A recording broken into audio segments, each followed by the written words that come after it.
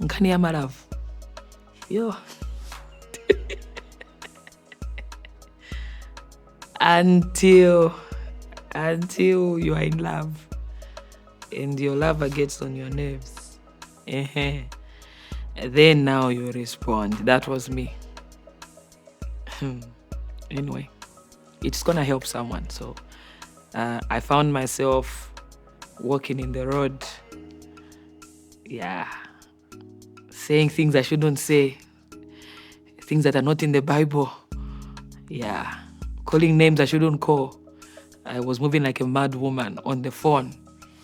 So when someone is going through such an emotional reaction, I don't blame them, even if they are anointed.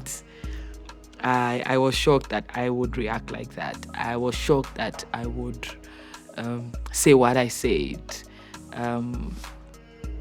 because I always want to say the right thing. I always think twice before I say something. But at that particular time, I said things. It was after that then I said I don't want to be this kind of person again. So that was my emotional out of the Bible reaction.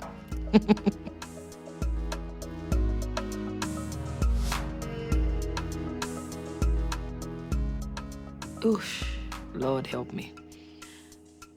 I felt I wasn't good enough.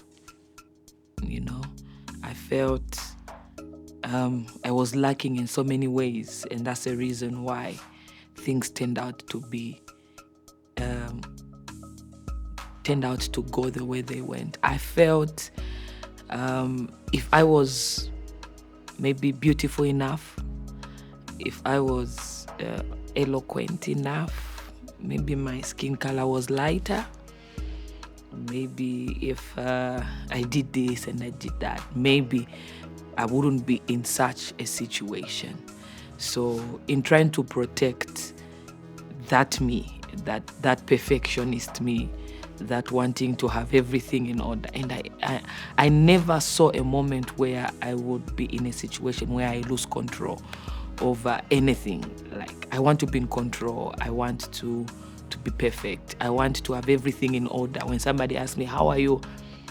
It has to be, I'm okay.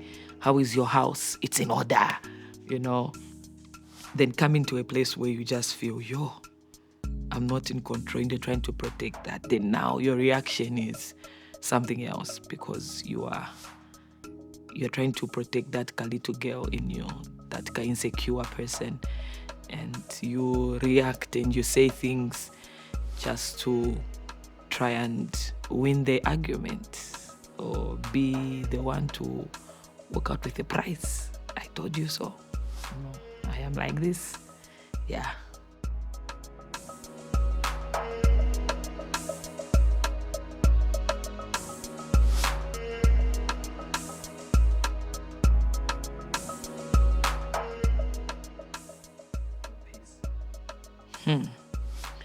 Whew. I'm quite emotional though, and I have learned that conflict does not mean someone is against you. Conflict means we have just different views and perspectives about a particular matter.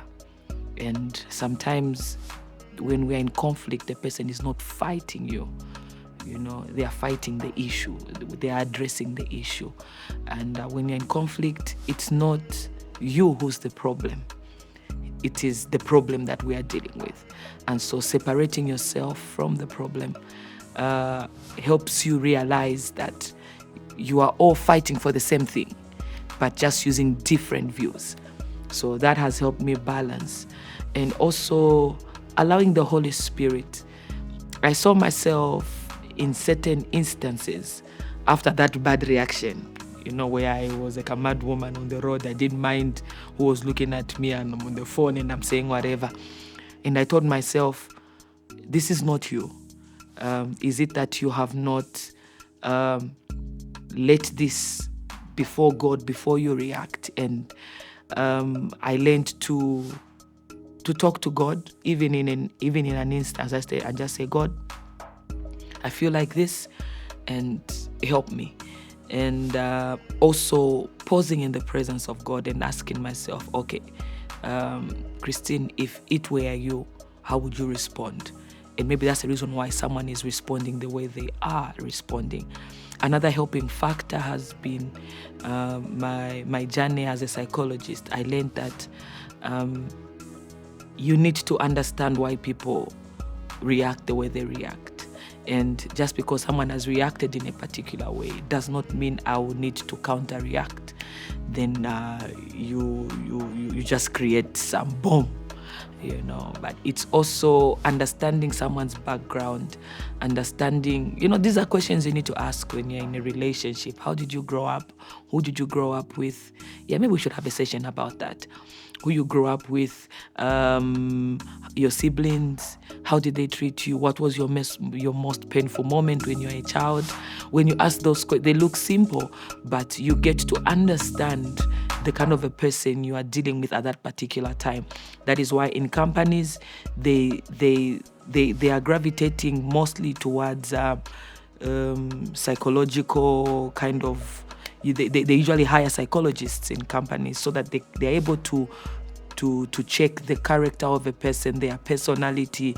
They would ask them this, they'd ask them that. Even when they are working with them, they know the kind of character and the kind of personality they are hiring, so that they're able to know how the person is gonna react or act in terms of stressful events and all that. So yeah, that is on the psychological point of view. But the spiritual point of view is also understanding that we are real people and we have real feelings, and the person that you are with, they are also experiencing their kind of issues. And don't be in a place where you only expect people to meet your expectations, but also understand that just like they have weaknesses, you also have weaknesses. Just the way they would make a mistake is the way you would make a mistake.